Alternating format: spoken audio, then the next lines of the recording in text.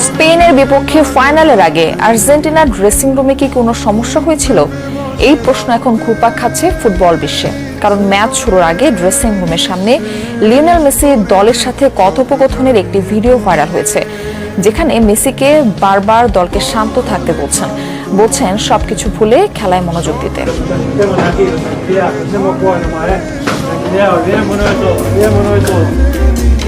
Guys শান্ত হও, সবাই শান্ত হও, চলো সবাই শান্ত থাকি।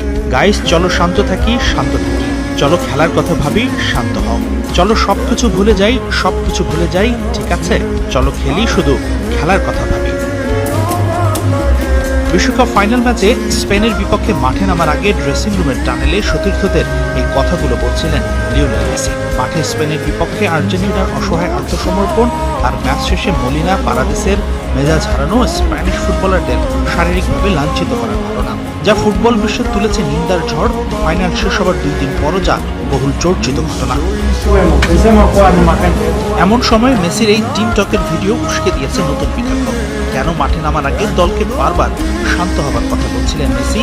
কি ভুলে খেলায় মনোযোগী হবার কথা বলছিলেন দলটির অধিনায়ক? সেই প্রশ্ন এখন ঘুরছে সবার। মেসির এই কথাগুলো দলকে উদ্বুদ্ধ করার জন্য বলা হয়ে থাকতে পারে, কিন্তু সেখানে এতবার শান্ত হবার কথা বলা হচ্ছে কেন?